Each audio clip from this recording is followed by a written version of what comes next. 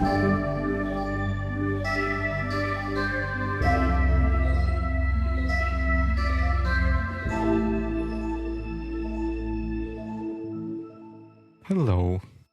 Hi. Hi. Oh my God, who's here? Surprise. Yeah, that's Biweekly, and there are two usual hosts. It's Dima Malenko. It's Slava and Dima. And we have a our guest. friend here, Yulia. Is it Kudina or Kudina? How do you? Kudina. Yulia Kudina. And this is a very special episode because it's basically the last episode in 2022. And we hope that Dima, okay, would you like to correct I'm me? thinking, yeah, it's definitely going to be the last episode that will get published, right? I started thinking if this is going to be the last episode we record this year. Sorry for derailing the conversation. That's fine. Not the first time, not the last time. But anyway, this is the guest episode, and Yulia is with us here today. She is working as vice president of people at Reface, and she also does a lot of career advisement. We'll add links to her social profiles if you'd like to connect with her. Many of my friends have already tried her services, and just the best and positive feedback. Apart from that, Yulia is a podcast host, as she likes to say, junior podcast host. But I think it's not about the experience, but about the fact that she's a podcaster. And the podcast is quite interestingly named A Podcast of Lyosha and Yulia. Or Yulia and Lyosha. It's also quite challenging to remember. I think that should be changed. Right. And the thing that I keep, for some reason, remembering that Yulia is a meditation practitioner who does meditations for every single day for hundreds of days, maybe years. Hundreds of years would be remarkable. Hundreds of years is remarkable. And today we are going to talk about the way we learn, but before that, there is a follow-up. Right. And as it always happens, the follow-up is from me. And remember last time I brought up the issue with Audible where the chapter numbers do not match the chapter numbers in audiobooks do not match chapter numbers in the paper version of the same books. And I found, and it is in the show notes, link is in the show notes to the previous episode, like an official confirmation from someone at Audible that yes, this is intentional. And they went into a kind of convoluted explanation for why that is. So there is like literally zero match between the chapter numbers in Audible and chapter numbers in regular paper books. So you what you have in Audible you cannot use for reference. This is how it goes. Mm-hmm. Yeah, very useful. Like in 2022, that's what we expect. Especially when you have two jobs, just to make it sound nice and to make it easy to navigate, right? Maybe they think that they only have one job, make it sound nice. They don't care about how people navigate. But that's it. Right. I just wanted to confirm that, that officially this is sort of, we don't need to spend any more time trying to figure out what's going on. We will not be able to. Well, just to be fair, they said that they're working on this issue, and it was about a few years ago, and they asked to stay tuned, and nothing has changed. So, like the best software products, they know about the issue, and they know that we know that they know about the issue, and I think that's going to just multiply. Last. Back in season 1, we had one very interesting episode for me because it was about the way we learn. And I think that it's really time to do the updated version because Dima and I are now at season 2, which is a grown-up podcasting career. And I think that now we have much more to tell about this. But Yulia here is one of the people around that keeps learning many different things all the time. The way I see it from her social media, the way I see from our conversations. So it would be really nice to hear about learning from both of you guys. But traditionally, we'll start with definitions. So what do you understand by learning, just with your own words? I can start. Sure. So for me, learning is updating new information, knowledge, attitudes, habits, values, basically many things by many different ways and in many different forms. But the main thing is that it's new. And it's obtained. Yes, and it's obtained. Good one.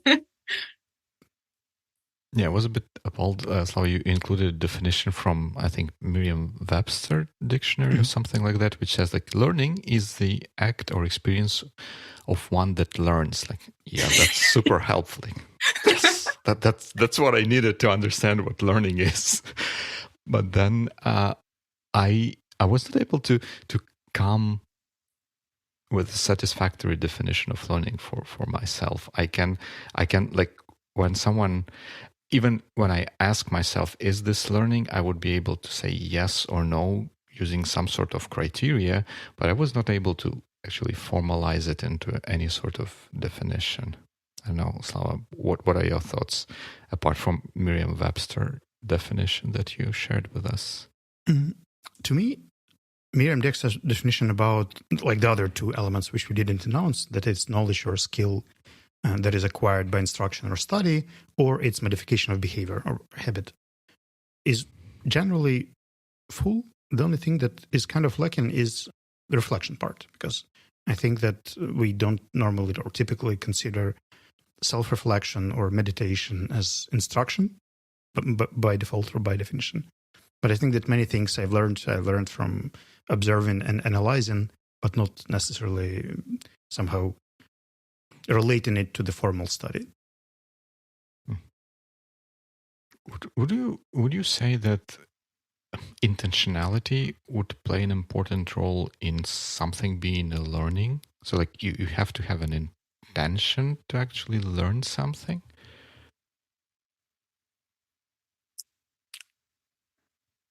I think it's both yes and no, because I had to research a couple of types of learning before the podcast.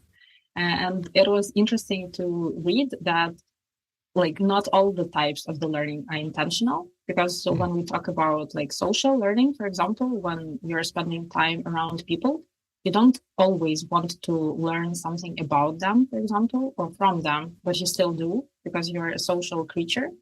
And when you are around someone, you follow what other people do, and society has a big impact on you. So you still learn, but it shouldn't have been intentional, for example.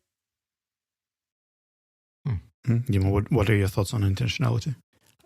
I would describe a lot of value to intentionality in learning process.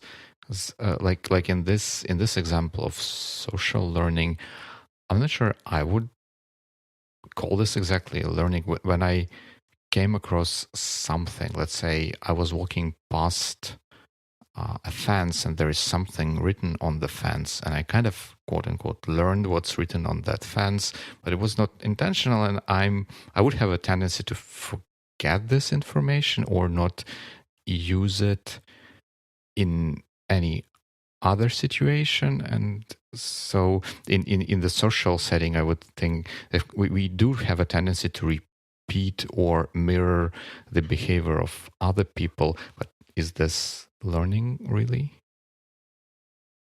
I could clarify. I think intentionality is really important in the element of practice. Like when you're practicing something, that's really hard to do without an intention. But generally, learning could happen unintentionally. I can remember back in the 90s in Ukraine, most English-speaking movies were terribly translated, and you could hear two sound lanes. Like you would hear the original voice, and then there would be like a translation on top of it.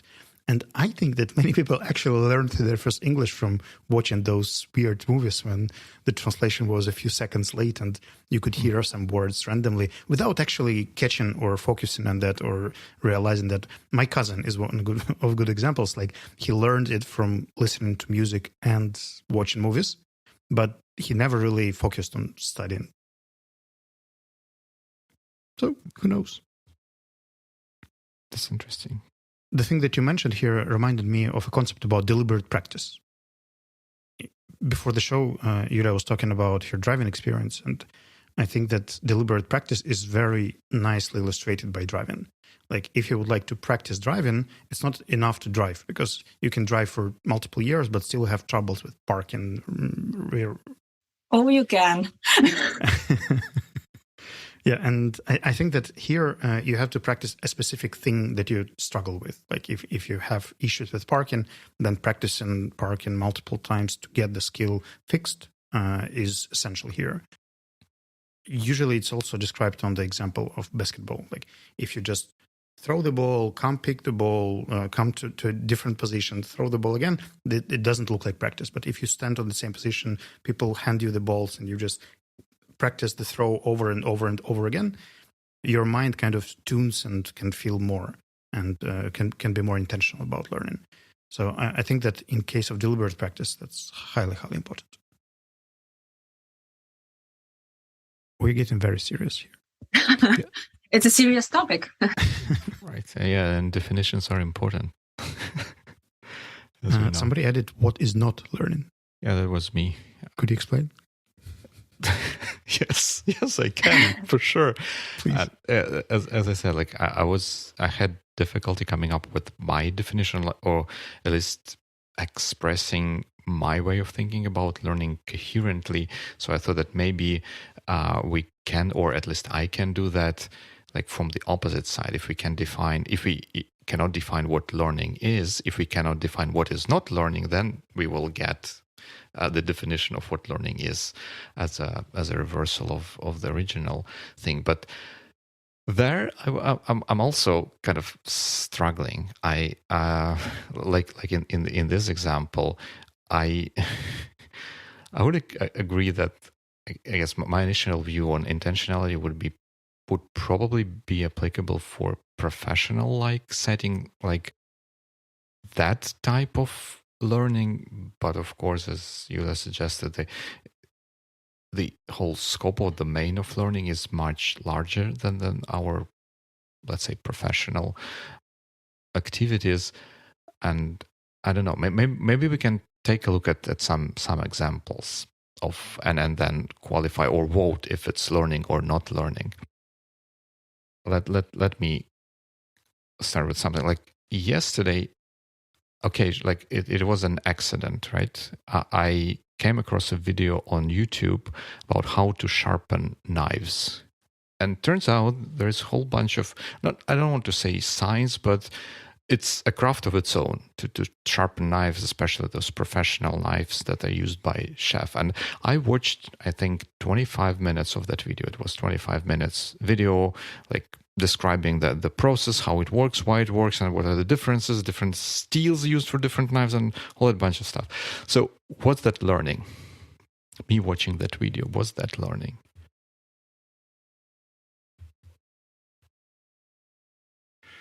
Did you hear some new information? Yes, I did, for sure. I now know that there are two styles of knives, like European German knives and Japanese style knives. They are sharpened in a different way. The steel for different kind of knives is different, and therefore the sharpening procedure for them is also different. I know that now, like one day after watching the video, I still remember this information. So based on my definition of learning, you obtained some new information, which means you learned something. Congrats! You learned something new yesterday. Dima, I think I can feel what is wrong here, or what you're trying to imply. My friend Alexei once told me that he loves learning something useless. Just random facts, random things, random skills that he will never use or apply, something that is not utilitarian, something you don't even know why you need, but it's just fun. And I think that in your case, when you think that something is impractical and it kind of feels useless, and if it's useless, then probably shouldn't be bothered, like shouldn't take your intentionality. Yeah, I think I would agree with that, that my take on this, or my view on this, is definitely tainted by the fact that learning as a word in like Ukrainian or Russian, I grew up with, was associated with this very intentional process of learning something for the purpose of using this afterward, right? So that like how to transform cubic centimeters into cubic milliliters. yes, of course. Like when you come into a grocery store and that there is something that they they want to sell you milk and it says 2 pints. How would you figure out how much milk that is? You can see it's like that much. that much milk. Give me this much milk, please. I'm not sure whether Dima remembers, but back in Dnipro there was a friend of mine, Ahmed. He was really bad at Russian, and whenever he went shopping, it was always a crazy story. Once he wanted to buy chicken, but he forgot how to say it. So he comes to the cash register with an egg and says, "Где mama? Where is the mother?" Just to find it.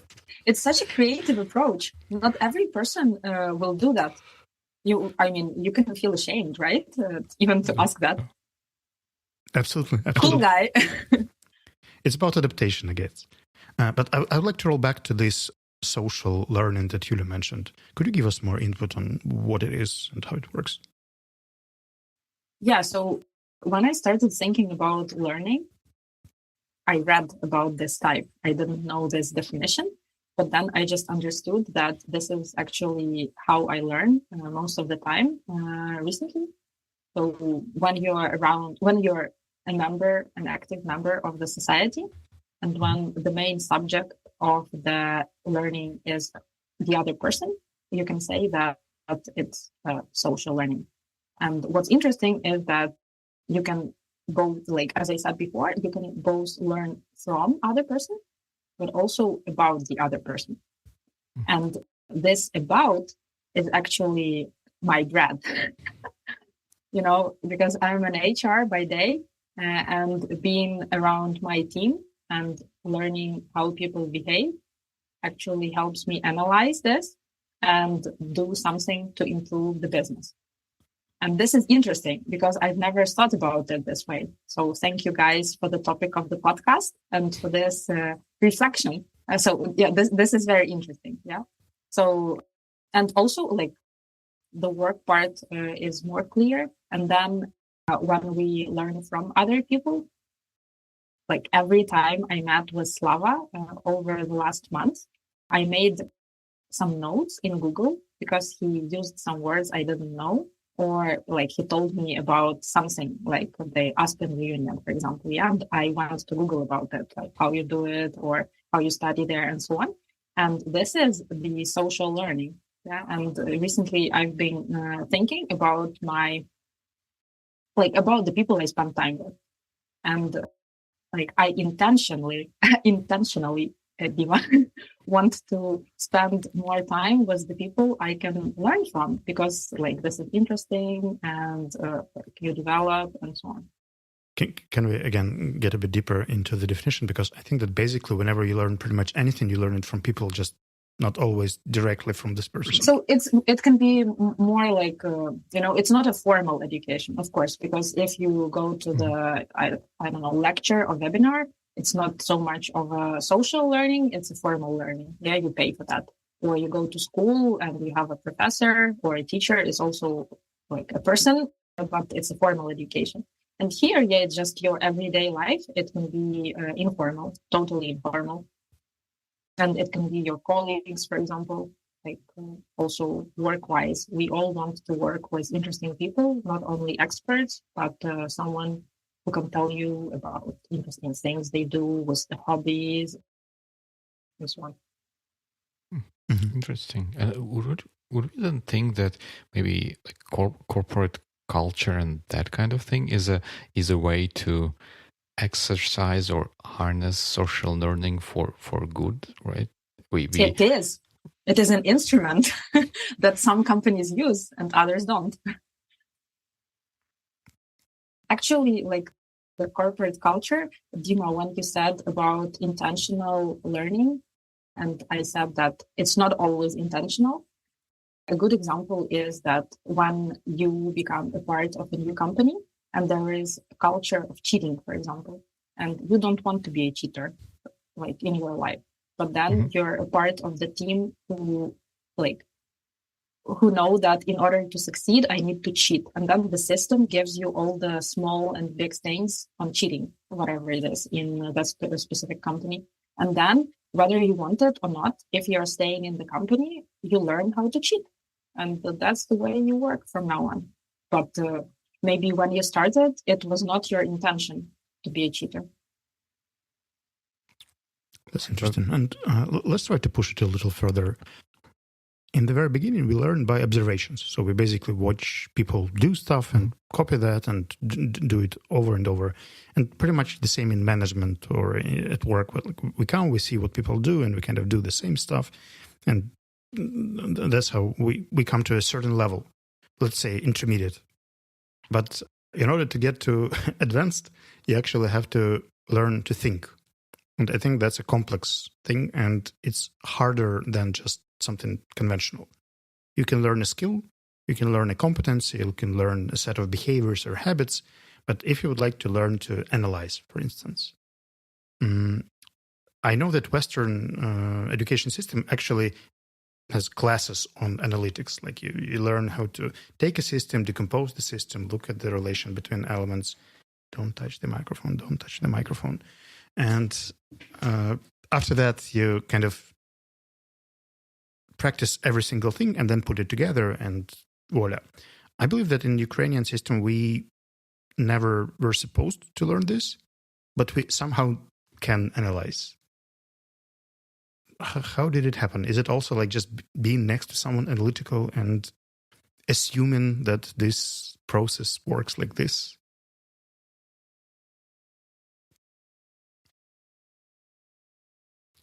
Can be something like with the stories. I guess if we continue with the social idea, if there is an analytical person and they have they take extra steps to explain, like when they're given a question or a task, they come up with a solution and they then go an extra step and explain how they arrived at the solution, and the people around them who are presented with the solution and how that person arrived at that solution can learn that, hey, this solution kind of makes sense, and maybe later on they can see that it works, but they would then become interested in ways how to arrive at those solutions or those kinds of solutions, and they would listen or pick up the method that the analytical person used.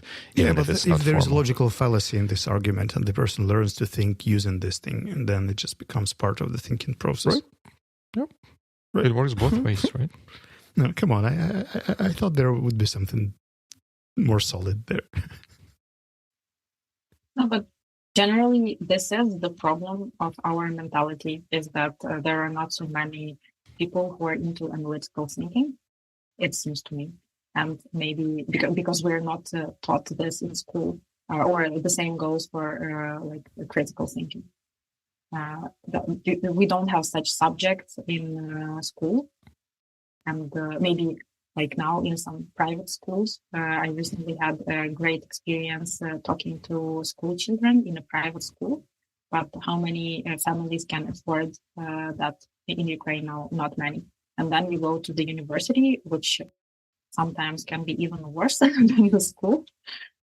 And here you go, an adult who doesn't dig deeper, and who doesn't analyze information you get.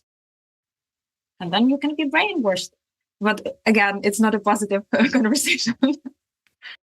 Well, just to make it a bit more positive, there is a textbook in Ukrainian schools and Ministry of Education that certified it. It's named Critical Thinking, and I believe it's 5th to 6th grade, but it's the optional class right now. It's not something that part of obligatory system.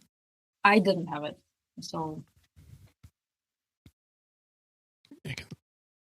Since we're on the topic of education and critical thinking, I would then maybe go ahead and share a bit about educational system in the UK or in England, it is, to my surprise, like something like critical thinking and those softer. Well, critical thinking is more of a hard skill, I guess. One can argue, but along with some soft skills like presentation and like even storytelling, I think they embed this thing into like day-to-day education a lot more, because from what I hear from my daughter, they apply those things in biology classes, in chemistry classes, in even history classes and whatnot. And when we were applying to a new school, I want to say that all of those schools where they had exams, they had quote unquote paper on critical thinking, where students were given a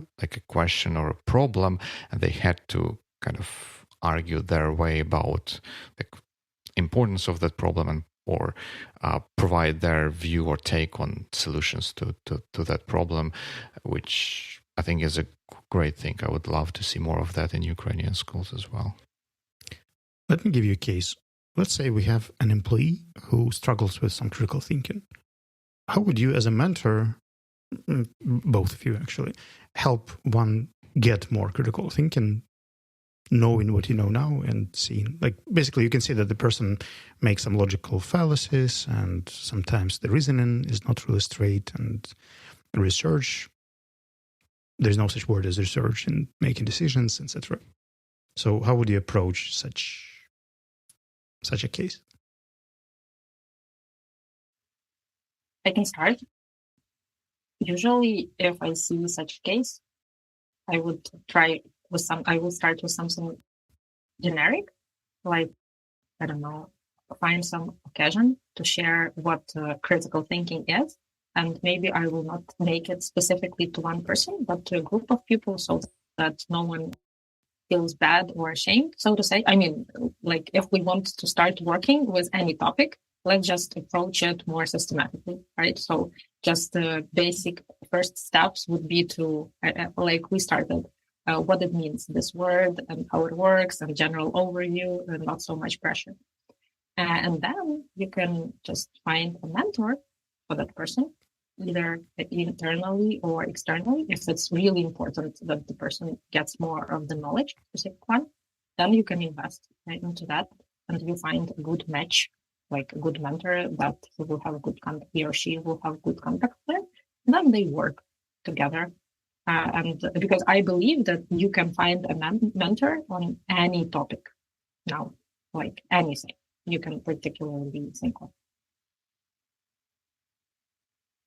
Dima? Yeah, that makes a lot of sense. I guess probably speaking more from the point of view of such a mentor, I would think of maybe 3 ways to kind of get that person initiated to critical thinking. First, like when they present results of their work, whatever that is, which is lacking in critical thinking, one way would be try to very directly explain them, hey, this is where your argument falls apart. These are the reasons for that. This is how I came to this conclusion, and so on and so forth.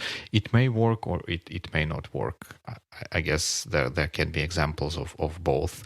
And then another method can be to take work of some third-party person and then do a critical analysis together with this mentee, and like maybe it may be easy for them to get those logical fallacies in someone else's work rather than their own. And maybe the extreme method could be to, like, if they have fallacies in their thinking, it probably means that they would arrive at results or conclusions that are incorrect or ineffective. And one way to learn about those conclusions being ineffective is to let them follow those conclusions and fail, and then maybe force them or encourage them to reflect on that experience and learn lessons from it, maybe. That's harsh, but fair. As my friend used to say, bitchy but valid. Right, fair enough. Sorry, I actually have one more way to promote like any behavior. Since you asked about the company example, we can use it like in the company culture. Like if we want to promote any behavior or any situations, we want them to be repeated all the times. We can just communicate that, oh, look, something happened. Someone was thinking critically, analyzed, and the outcome was very good. The person can be, I don't know, can get something good out of it, some incentive or not. It depends on the company culture again. And then if we talk about it a number of times, then people will understand that this is something good for the company. I should probably also act like that the next time. Fair enough. Public praise to reinforce the behavior. Yeah, that makes sense. I have another level of this question. I was saying that sometimes when you learn some first things, there is a guide for everything, like how to use Jira. You just get a PDF and there is a guide.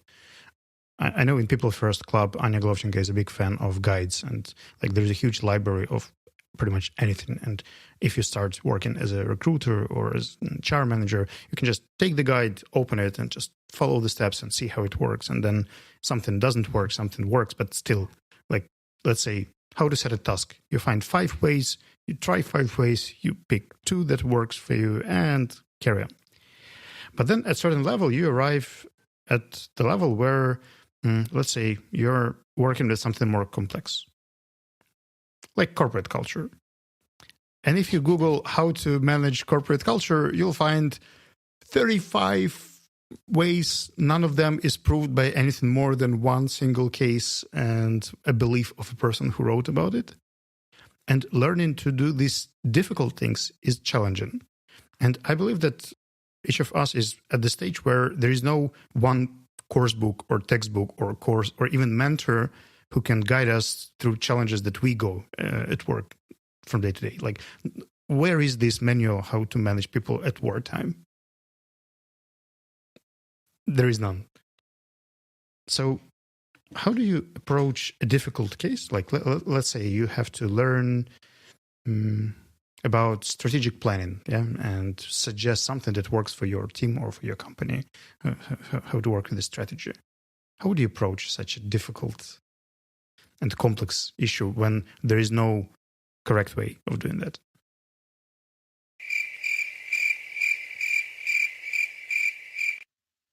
It's high time to use all the knowledge you've got so far.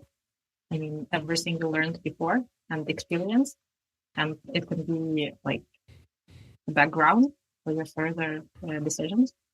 Because if you are senior and you deal with such tasks, you've seen stuff, you've experienced something. That would be probably like, if it's a recipe, there will be a couple of ingredients. So your previous experience would definitely be one ingredient. Then you just use common sense. So you just analyze everything that's happening around, all the context you can grasp, you analyze it, so you add it to your previous experience. And then you also know the team. I mean, if you're working with the team, you need to take into your attention everything, all the details, specifics of the people and the company you're working with. And then you try. I mean, you learn by doing. That in many cases at work, I learn by doing. I can afford it because I work in a startup, and then you just try. And if it is okay to try and fail in your culture, you stand up and try again after a failure, but you're one step closer to a decision that will work. Do you think that's specifically startup-related culture? No. I mean, no. But I was just thinking about my specific case where, like, it's a startup, and for us, it's totally okay to try and fail and try again. I'm sure that in many big companies on different stages of development, it's also okay. So just trying to get it into the practical domain, let's say you decide to integrate more diversity into the corporate culture. You would rely on your experience, what you know about diversity, what you've heard. You'll talk to the team. You'll make a little research, and then you'll just try a few things out and see what the feedback from them. Whatever matches with us from the trends I can see around, I will try. Yeah, with the baby steps.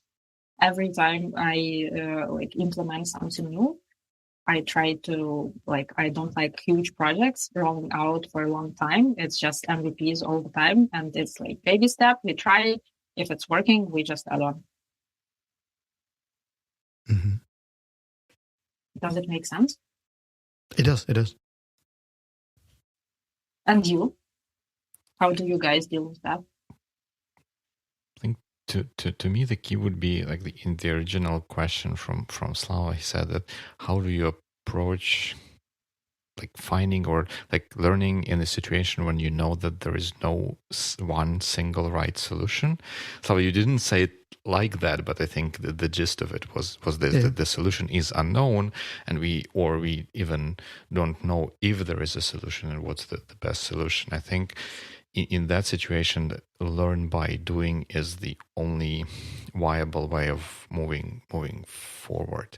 The way I would approach this situation would be first to try to set up reflection or feedback loop that would allow us to, as we try things, to correct our actions and steer our ship in the direction where we want to go. And I would definitely advise against trying to find reading hundreds of books or whatever, watching hundreds of YouTube videos or that sort of stuff, trying to get to find a ready-made solution for the problem, but instead try to set up a system of my own to get a solution and a way to improve this solution as the time goes, iterate. And one other thing, Slava knows this about me, that I can get kind of 1, 2, 3 ideas, and maybe even announce that I have 2 points to make about this, but then I will start making first and forget about the second one. In this case, I had 2 points. I forgot one, but now I remembered what was the second one. The second one was about so when you said when you want to add or improve diversity in your company, how would you go about this? I would not go about this. I would first want to ask, what exactly we are trying to do. What is the problem that we are trying to solve? Because introducing more diversity by itself, why would we bother to do that, right? We may, more often than not, I think something like this would be seen as a solution to a problem, and the problem is not the diversity. Diversity is a solution to that problem, and when we start thinking about that problem, I think it would give us much better way to learn about how to solve it. And even if I know why we are going to introduce diversity, depending on that, I may go about introduction of diversity in different ways, right? If you know what I'm that's trying pretty to much say. Usually something about racism, sexism, discrimination, and a number of other aspects, harassment. But it could be a scope of things. But why are you doing that? Are you doing that because why am I doing that? No. No. Why in a hypothetical example, right? Why would company want to introduce diversity to deal with harassment? I'm not seeing the connection.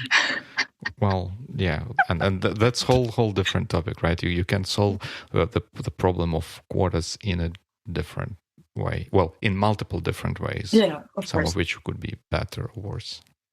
All right. So basically, just to rephrase, you would go for root cause analysis more and try to research the topic on why we need this and what would be the change. Yeah, what has to be changed so you would see that it worked.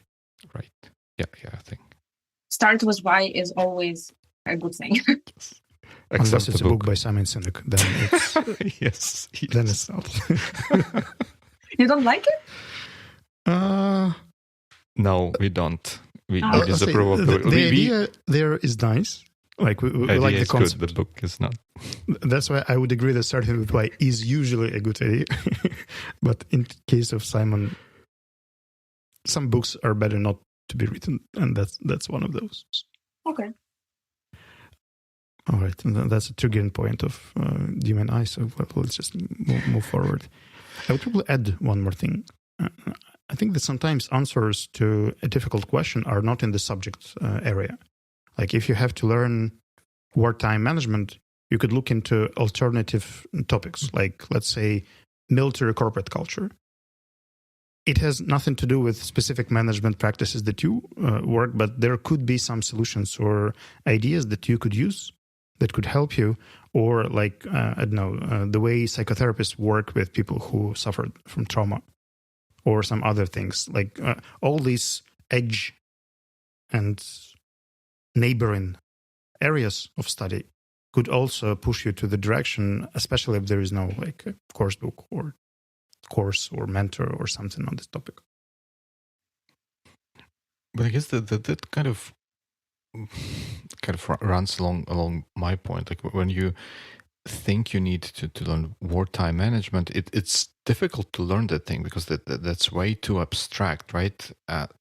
There is no book on wartime company management, but behind that there is a very specific problem that you want to solve, and when you try to solve that particular problem, I think it makes it more easier and makes yourself more open to finding to start looking for solutions in adjacent areas, right? Because maybe the wartime management is similar as like high pressure management or like crisis management, or some like you can get ideas for your specific problem from, I don't know, from a sports team that on the brink of winning the World Cup or something like that, where there is also a stressful situation and they apply some technique or method that can work in other stressful situations, including in the context of wartime management. That's why I think starting with why is important. All right. Yes, I'd like to push us to another direction here. Can we, do you have an example of a learning program that you would like to take, something that makes you enthusiastic?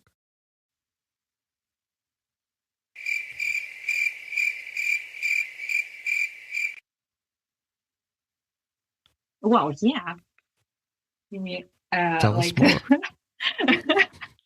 The first time we met, I told you about Masterclass, that I bought a subscription to that. And for those who don't know, it's an app, or I don't know, maybe it's not an app, it's a platform. Web service, yeah. Yeah, it's a web service with many classes that you can take, and they are led by celebrities and the best of the best when it comes to that specific direction. Like, for example, if you want to learn how to cook, you can learn from Gordon Ramsay. Like, an example like that. Or the first course I took was about personal brand, and it was led by the lady I never knew before, but she turns out to be like a great celebrity, and she knows a lot about personal branding, Kris Jenner. Have you watched, or you might have heard about something Kardashians series? You know, Life with the Kardashians.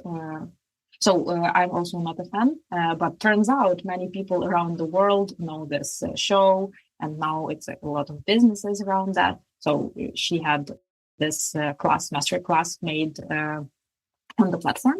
And there is a number of classes I want to take now, even though I never considered such things like cooking, for example, also there. And the class Slava told me about ukulele. So how to play ukulele.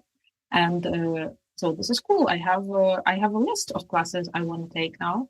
The only problem is to find time. But good thing about masterclass is that you can download them. So you don't need internet connection or stable internet connection. And for today, it's very important. It's a big plus for this platform. So yeah, I have something I'm looking forward to learn. And you? Dima, let's go for you. I'm really curious about your answer. Yeah, I have an unorthodox idea about this, and I'm not sure how it is more difficult to attain something like this, I guess. But I would really love to participate in working on a project with someone who I would love to learn from, if you know what I'm trying to say. So like if I were to learn about, let's say, filmmaking, I'd rather not take a master class course on that, but I'd rather work on creating a film with some real filmmaker and learn from them, or like in a similar fashion. I don't have any specific topic or anything like that in mind for that moment, but that would be the kind of setting or the kind of course I would love to partake sometime. That's kind of cheating, yeah, because I ask about learning experience or learning programs, and you basically say that I would like to work with a person. Right, because I think as we established a bit earlier, learning by doing is well at least I think it works best for me, and I think of this as the most truest form of learning. But Dima, I think that is great, and I would also love to sit in one room with the person and do something together. But for me, platforms like Masterclass make it possible for a wide range of people, no matter how many connections you have, right? Because, for example, filming with some like cool guys, it's not possible for most of the people, just theoretically. So, I mean, you just it's too much of a hassle probably to arrange that. Maybe it's too expensive also, and not every person has access to that resources. But when you take a platform, for instance, you also have access to like celebrities, best of the best, and then you learn. But yes, it's just you just watch them speak, not to do anything. So in my case, your turn. It's kind of different now because back in the past, I would be really motivated by some institutions. I would say like, oh, I'd love to get to Aspen and learn from this seminar, or like, Kyiv Mahila Business School is amazing, or like Lviv Business School is doing some good job. I would like to take this, and this course there. And I realized now I don't. It just doesn't work this way. I still have a list of things I'd like to learn. Some of them are simple, like blind typing, and it doesn't really matter where you learn it. You can just, I don't know, get a web service and just put some time practicing, and that would be enough. Some of them are more complex, but there is no single place because I guess I'm a bit too skeptical about the formats. Like whenever I get to business schools or lectures, even this ukulele thing that was at Masterclass, I bought an ukulele. It's actually here. Yeah, perform something for us. Show us. Show us what you can. My point was that I still think that sometimes there is no one good way or best way, especially learning from celebrities, because what I loved about this course that this guy was so passionate about playing. He was like, I love this chord. This is so cool. I can't remember when was the last time I heard someone speaking about a very simple thing like that. And that's an amazing enthusiasm. But as a learning practice, I realized that I kind of changed my mentors and teachers to work the way it works for me. I come to Kyiv Mahila Business School for a course. They do some sort of lectures. I question, like, do we really need this lecture? Can we change it to something? Do you think we can spend more time on the case? Let's do some pair work. So I interfere into the learning process. Maybe I'm just too critical, or because many people just sit and enjoy. Like on a group of 38 people, there would be like me and someone else who would try to alter the course of studies. And the same for Aspen. Like when we got there, the first day, I started rebelling against some rules, questioned the moderators, doing some things, rebuilding the structure. So my answer is no, there's not a single learning program, but there is a number of things I'd like to learn.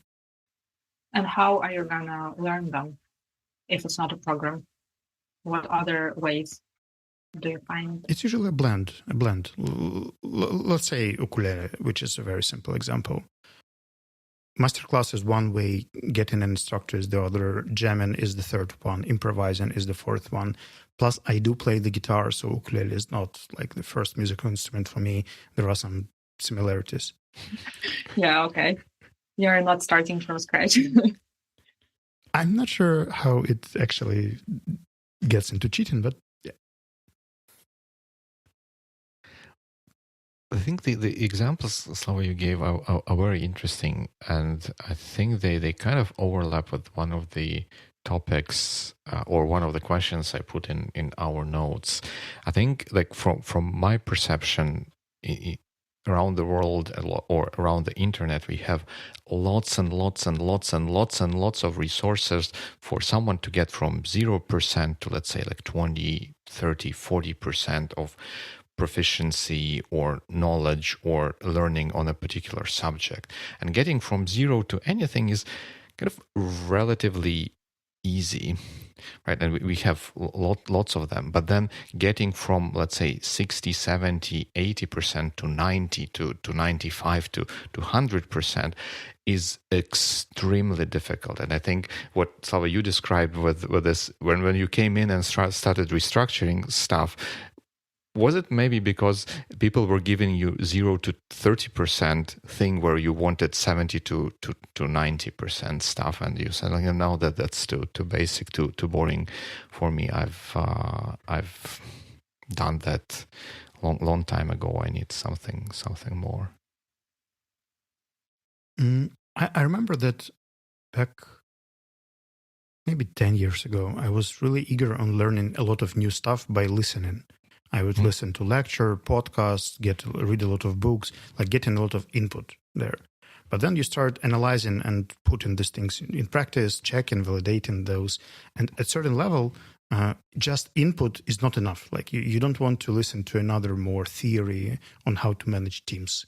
You would like to actually put it in practice and see how it works, find the pitfalls, find the ways to improve it. Like I don't want to take an agile book and follow it word by word, like doing what thing. I would like to see why it is so, how it became so, how I can use it. Is it applicable in education or in, I don't know, horse riding or in any other areas? So I'm not sure I'm answering your question, but the short answer is yes. Right.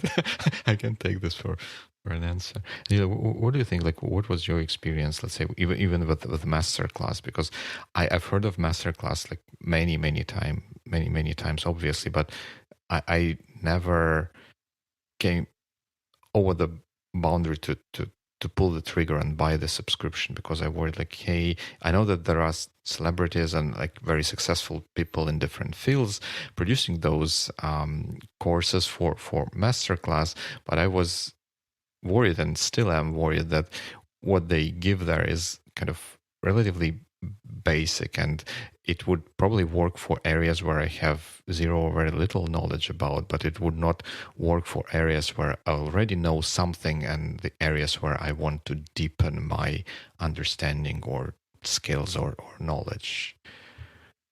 How is it in your experience? Well, I just started. Like I bought the subscription less than a month ago, and I finished only one course. And frankly, I didn't learn much, but I didn't buy the subscription for the sake of learning. It's more about exploration of the educational platforms. I'm curious about how that works because I have my course and I try to see how other people teach in order to make my course better and my future courses, because I really enjoy teaching. So this is like, a little bit like an inspiration and not only for the sake of knowledge.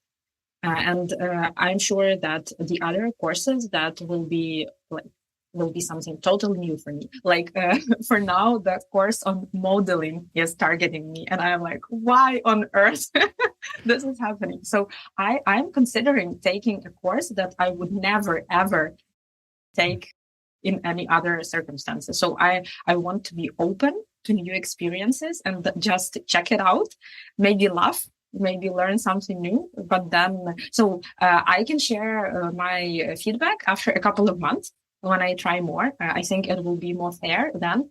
But for now, I'm just excited by the level of production, by the visual, by the audio, by everything. So how they make the product is amazing. Like I have a great user experience for now, and it's already worth the subscription, even if I take a couple of more courses during the year. It's not Coursera, it's like, wow, it's more exciting. No, and this is where we are different, because I struggled from the very first ukulele thing because I couldn't download the workbook. I had to find an alternative way to get it because the button wasn't working. I tried different browsers and then thought like, no, that's not how it's supposed to be. Okay. You see, tastes differ and expectations also. I do agree about the production level. Like, I think the videos are really high quality. That's great. One more thing that I just remembered, that about a year and a half ago, I was approached by a group of guys who just finished reading a book about critical thinking, and they decided to make a practice group to practice things they learned from the book together. And they invited me as a moderator for the debates because they wanted to try to implement things that they learned in the book. Guess what? In the process of debates, it turns out that it's much more difficult than it is written, and it's quite easy to write an argument. That it's harder to say an argument, and saying a number of arguments and digging deeper takes time and resource and skill and habit and blah, blah, blah. But the idea of a study group just stays with me after that day. And I've already created 3, and I think we are about to get one more. And I think that discussing what you've learned somewhere is a really valuable thing. And that's why I kind of like podcasting, because Dima is kind of my study group. Whenever I learn something, I just bring it to him and say, like, Dima, here is a cool article, or here's a set of tools I've heard about. And he's like, I'm not sure it's that great. Critical thinking detected. Yeah, from Slava, the serial study grouper, right? Kind of. But, like every book that I've read, and it kind of tackled me, not even impressed, but just I thought it might be interesting or practical, I would bring to Biweekly and say, like, guys, let's discuss it. We should talk about it more. And I think that when you... there are 2 kinds of reading here, or watching. It could be also a podcast about a lecture or about some video clip, I don't know. When you read for fun or just for the exploration, you have very low expectations. Like pretty much anything you learn about those knives will be something new. Like you got this new stuff and away you go. But as Dima mentioned in our previous episode, when you listen to an audiobook knowing that you're going to discuss it, it's kind of a different approach. You start taking more notes, you slow down sometimes, you roll back in some cases to re-listen to the chapter that was not super clear. And I think it's pretty much similar to these Aspen format. When you read the text and you know that you're going to talk about the text, so you highlight some things, you write down the questions, the insights, the rejections, and so on. So it's an intentional learning, right? Because you put more effort into it. I would say deliberate. Okay. Intentionality, like even if you choose to watch a number of lectures, it's still intentional, but you don't take ownership on the learning process here. And if you realize that, all right, that's the input, but the output will depend on, I should stop touching the microphone. But the output will strongly depend on how I approach this, like whether I find a person to talk about, or if I decide to write an essay, which I hate from schools, but I think it's a very powerful tool. Have you ever written an essay in your adult life? I want to say yes, even though they were not called essays, but like articles or notes arguing for a particular point. I think that would qualify for an essay. Yeah, I think I written those. I love writing, specifically in English. I hate writing in Ukrainian because they translate things. And why is that? Because at school, I participated in Olympiads in English, and I wrote so much, like all the crazy, because I was preparing for the All Ukrainian Olympiads, and I had an amazing tutor, and we write stories like if I were a cloud, or if I were a mayor of Vinnytsia, if I were a candle, and that's one story, yeah? Yeah, that's a story. That's a story. Yeah, so the name is If I Were a Cloud, and then I need to write an A4 for her, and then we discuss it. No, my joke was if I were a cloud who is a mayor of Vinnytsia and a candle at the same time. No, I missed that. Humor not detected.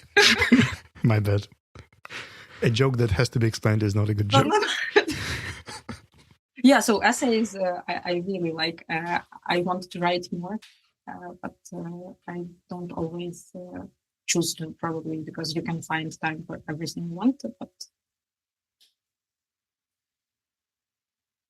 it's interesting because when Slava, I guess that you put this essays in learning tools and platforms list in our notes, but I took this item to mean a slightly different thing, and I'll try to explain this here. Like when we say that essay is probably a short form writing arguing for a particular point or describing a particular problem from a particular point of view, right? Essays would not typically try to be all-encompassing and then have a holistic view on a particular problem. They typically look at an aspect of a thing, and with that, you very often you are much more likely to come across essays that argue for a point that you disagree with, right? Which would be different from our typical learning, especially from that we were subjected to in Ukraine, when there is a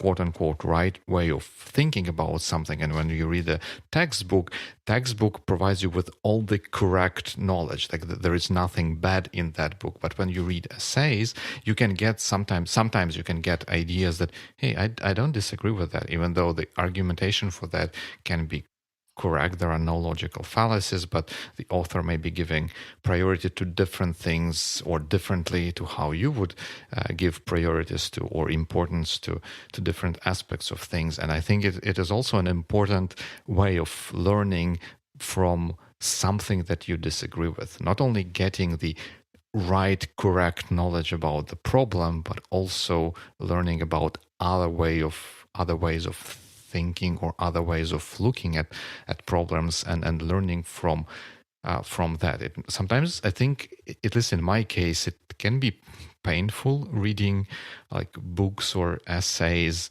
where I do not agree with the position of the author or with their conclusions.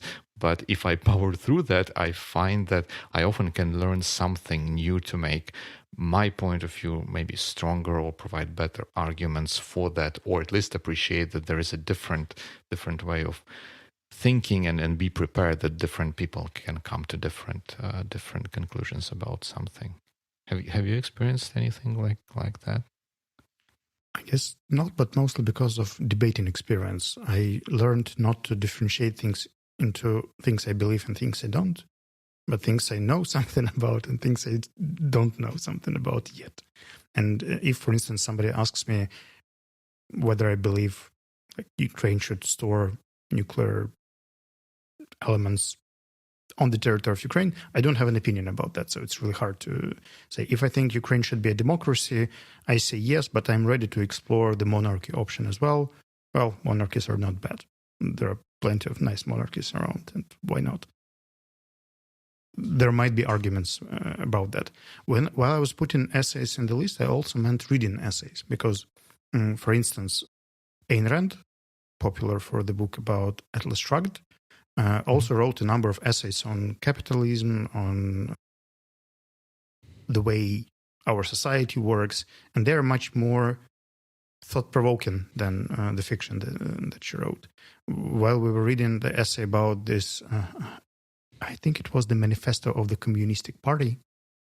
At first, it was emotionally driven, but then when you just put the context aside and think, all right, this thing changed our history for dozens of years, you can learn quite a lot from that as well. And speaking about learning from reading, there is a Telegram channel, Sharing is Caring, which is generally in English, and Yulia writes some insights and ideas there. I forgot to mention it in the introduction, but I will add the link to the show notes. Interesting fact. Not so long ago, I asked Slava what would be the best way to practice English a little bit, because I'm missing it and I was worried that I would forget the language. So other than offering me to be a part of your podcast, which is a nice practice, Slava suggested that that one of the ways is to read some information, like articles, books, whatever, and then make the analysis, right, or the summary of it. And that is because you just gain so much knowledge, then you analyze it, and the best of the best, you just make a summary. And I'm not sure whether I had the channel back then. It doesn't matter, but this is a great way to learn, because when I read the articles that I choose, I am so into it. I try to grasp all the small details and not to leave anything important, because I know that at least one person will read it and just for it to be useful. Thank you, Slava, for mentioning it. So, Karen, I had a question. I wanted to hear and to know what you guys learned. What was the last thing you learned recently? Small or big? Anything. Dima, anything except knives, please. Yeah. Not the knife story. Not what? Jeez. Oh, there was a great thing. I know a lot about knives. I think how big is the thing you want? Because prior to that, I guess what I truly learned that this was an intentional experience, and I was almost at the verge of buying some sort of course for that, although I didn't in the end. I was, for editing our podcast for a longer time, I was using Adobe Audition software, but it's quite kind of expensive with their subscription. And now that we've switched to twice monthly recording, it seemed a bit more of an overkill, and so I wanted to switch to a different software which I can just buy and then use it forever basically. That would be Apple's Logic Pro, but the functionality of those two pieces of software is not equivalent. Things that are easy or automated in Audition are not as automated in Logic Pro, so I wanted to learn proper way of using compressor and limiter and stuff like that to get the same basically result that I can get with Audition to get it with Logic Pro. So I went rather deep into understanding how what is a compressor, how audio compressors, how do they work, what are the different kinds of compressors, what are the different parameters that you can use to control them, and so on and so forth. So this would be the thing I learned last, really learned, because knives were accident. This was very, very intentional. Cool. Thank you. I have an unintentional answer. In my case, I learned that if you have to pick a present for a person who has pretty much anything, you probably should do it with a story. And in my case, it ended up being a bottle of wine from the winery in Georgia that I visited. And basically what I was given was the story about this bottle, but not the bottle itself. Because this person was much more expert in wine than I would ever be. But there was one winery I visited. I found the bottle from this place and presented it. And I realized that sometimes when we give stuff and we try to make it practical, but it's really hard to make it practical sometimes, especially when the person is pretty much all set. So the stories are actually valuable. And I've done it twice this week, and both times were successful. Nice. That's all. Present giving is a great skill. I struggle a lot with present giving, but it is. Yulia, what about you? What's the last thing you learned? One thing I am learning still is how to be a pet owner. So important thing here is that I'm afraid of animals, all kinds of animals. And but I want to, it's a fear, and I want to fight the fear. So last year, my friend gave me a cat, her awesome cat, who are we friends with now, when she was traveling. And so she's traveling again now, and I have a cat for a month and a half. So what I'm learning every day is how to touch a cat, how to pet him, how to feed him, and how to live around the cat. Because it may sound super easy, but for me, it's a work, every day. Because I'm still not, I don't feel really confident when he is in the room and he can jump, or when he touches me unexpectedly, I'm a little bit stressed. And then a couple of days ago, I stood on him. I didn't want to, but it was dark because there were no lights. It's just, it was very stressful. So every day, and even today, when this is the skill that I'm learning to be a pet owner. Yeah. You don't take a course for that. You just live with the cat. You just watch the other person behave around the cat, and you observe and you repeat. You're just not nerdy enough. My friend took a course on how to not, I'm not sure what the term is, to train cats do stuff. Like if you would like to get a high five from a cat or something, there is a way to train them. And she got a kitten that was 3 weeks old, and they started training. Time to school. Be useful, bring the slippers. But I'm far from that. In order to train your pet, you need to touch him or her a lot, and I'm still not always confident when I need to touch the cat. So. Was this pet story intentional? You meant to do it, or it just happened and you accepted it? No, I was thinking about it, that I should have a pet one day, and it just happened that I was offered this. I don't know how to say it. Thing cat sitting. Yeah.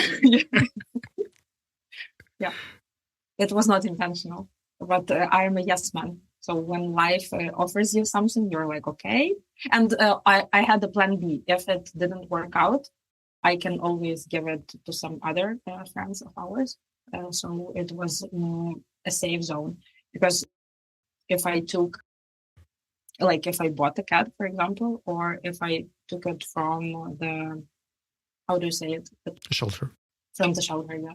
If I took it from the shelter, I wouldn't want to be the person who gives it back. But then you have this option also. You can give a cat back to the shelter. But it's more serious, yeah.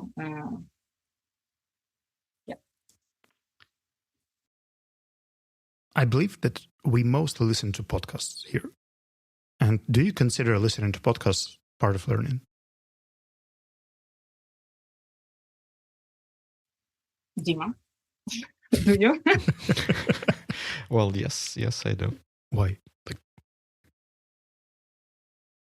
Well, for two reasons. One would be that through podcasts you can get the breadth of knowledge. In a sense, you can use podcasts to explore. This idea we came to it more than once in this conversation. I think like things like Masterclass and other platforms are great for explorations, and likewise I think podcasts are great for that. But also I feel like with podcasts, with some of them, not all of them, but with some of the podcasts, you can get really deep into a topic when like there are two nerds, or not necessarily nerd. Yeah, nerd and half, or like two people like really who are really deep into something and they're passionate about this, and they discuss this thing between themselves without paying much attention to whether people around them would understand what they're saying. Like you can go really deep into a particular topic that way, or at least there is an possibility that you may find a podcast or something like that to go really deep. So that's my reasoning for thinking that podcasts are also a learning tool. What about you, my dear podcasters? For me too. I learn a lot when I listen to other people, because I learn about them.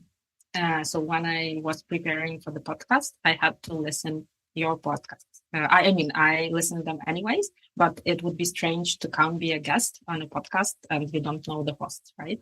So you can learn something about the people who are the hosts. About the passion and how people speak about what they love.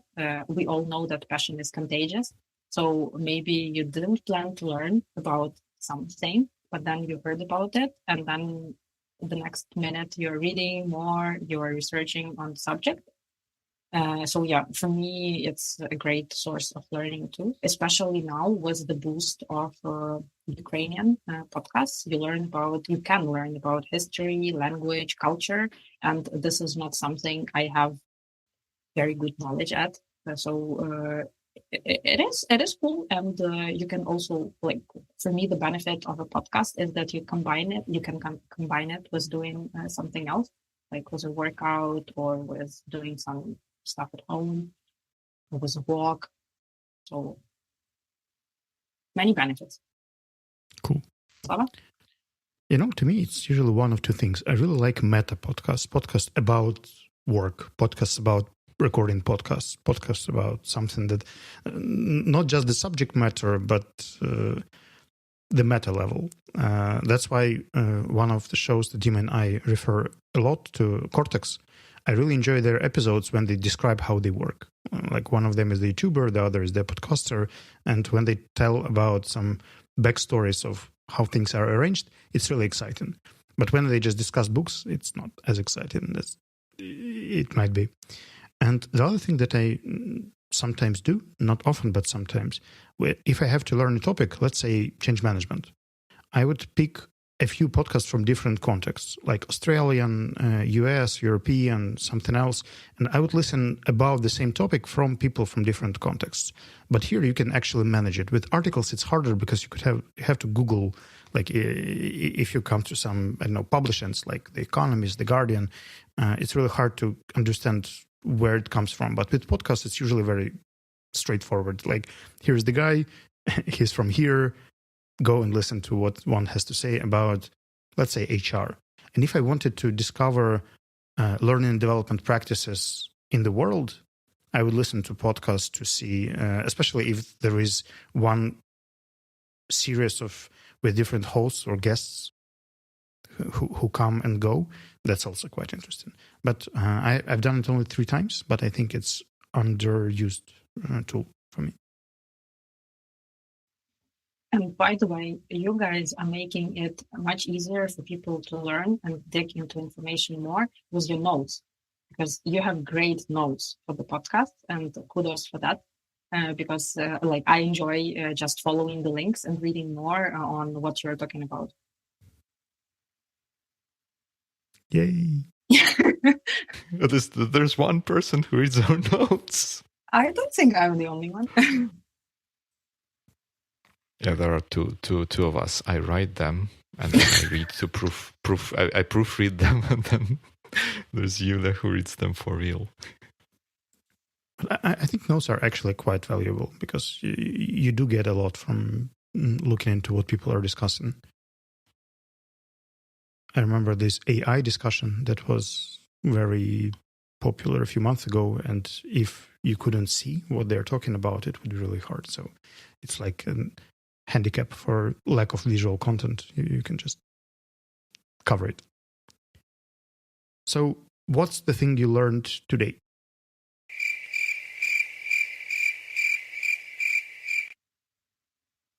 Do you mean during the podcast or generally today?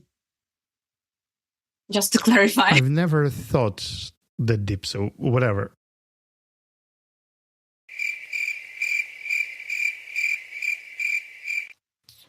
That's difficult question, right? Well, because it can be a whole bunch of different things, right? It can be that one thing that I probably learned today, that when in the park nearby where we were walking today, we made the wrong turn at one point. So now I learned that if we were to go back the shorter way, we should have gone right instead of left on that particular intersection. Would that qualify as learning for the context of your question here? Getting new knowledge or changing the habit or by experience. Yep, it does qualify. All right, cool. Okay, during breakfast, I was watching YouTube show about the food places of Lviv. Oh, nice. And then I just started watching it. It's like only the first 30 minutes, and I already have 2 new places on the list that I want to visit next time I'm there. The first one is called Jerusalem, or Jerusalem, and the second one is Hostinna Chata, hospitable house. I don't know, on the like outside Lviv. Somewhere in the forests near the city. That was my learning, because I really loved Lviv, and I also thought that it's been quite some time since my last visit in May. So why not come there when it's a little bit warmer and visit those places? Does it count? Absolutely. Okay, cool. And you, Slava? I woke up at 2 a.m. today, and something just was not right. So I tried to fall asleep, but I couldn't, and I was staring at the whiteboard.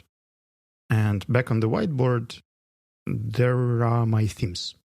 I have 3 now, for 5 years, for a year, and for 3 months. And I've realized that I can actually make more. So now I have 5. What I've learned is that this thing can kind of work like a babushka doll. Like there could be a big one, and there is a smaller one inside, and there is a smaller one inside. And like up to one day, you could still like remember, all right, my theme for this winter is this. My theme for this month is this. My theme for this weekend is this. And they could be all like having some sort of hierarchy, because previously they were just not really organized. They were different. And right now, I can see the logic there. I'm not sure it will sustain for a long time, but for now, it works. So it sounds like you just invented TOKR, like themes, objectives, and key results. I hope not. I seriously hope not. I'd like to close our show today by memory.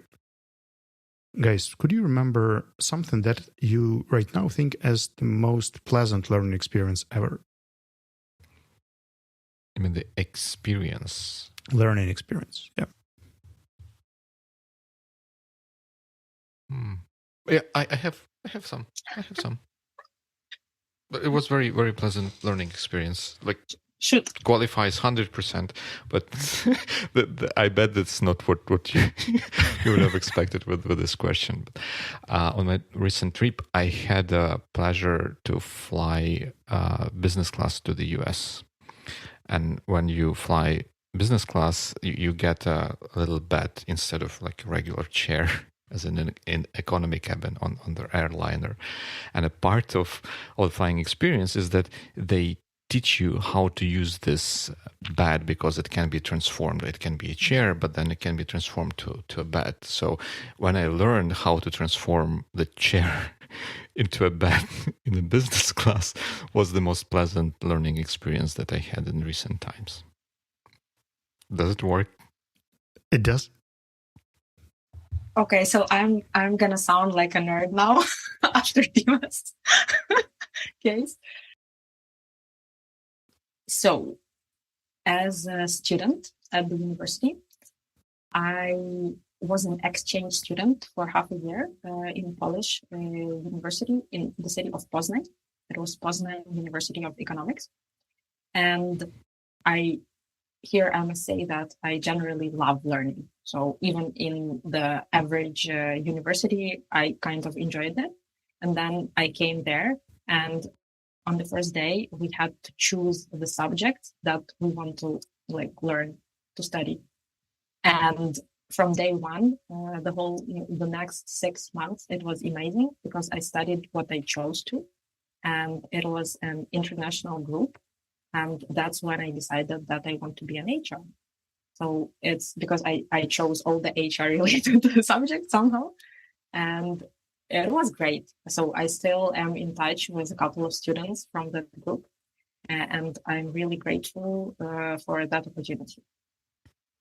It was just a totally different university experience. I can only imagine how it is in the best schools of the world. But that was probably in comparison with my university. And yeah.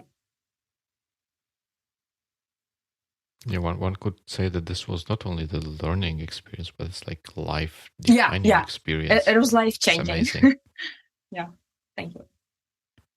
That's crazy. I had a story while I was asking you a question, and now I feel like Dima because I was so into your answer that it kind of escaped. See, that can happen. Oh, I got it. Now I can relate to you more. The most pleasant learning experience was changing the way I cook. I normally cook. I don't normally cook. If I cook very simply. Like that's the powder, that's the water. You mix it in. You count the time. It's done. Like that's very, very practical. But my friend Ali from Lebanon was a person of the emotional cooking. Like whenever he cooked a dish, he would cook it in 3 different ways, in 3 different places, using 3 different dishes, getting pretty much the same result, but coming there in a very different way. Like I tried to observe this thing and replicate the way I did it. Like I would write down the numbers, the timing, the ingredients. It never worked. And then I learned how he cooks, not what he cooks, but how he cooks. And this thing about like smelling stuff, listening to water, doing some things. And it once and forever taught me that there are 2 types of cooking. There is cooking for food and cooking for fun. And if you cook for fun, you can actually get a lot of pleasure from it. I don't do it very often, but when I do, it's a lot of fun. Cool. Nice. So let's hope that our listeners also had a chance to learn something today. And if not today, then hopefully tomorrow or the day after tomorrow or within the next few weeks. Yep. We hope that those would be good weeks. Yulia, thank you for joining us today. And, well, I guess see you all in 2023. Thank Thanks, you. Yulia. Thank you. It was fun.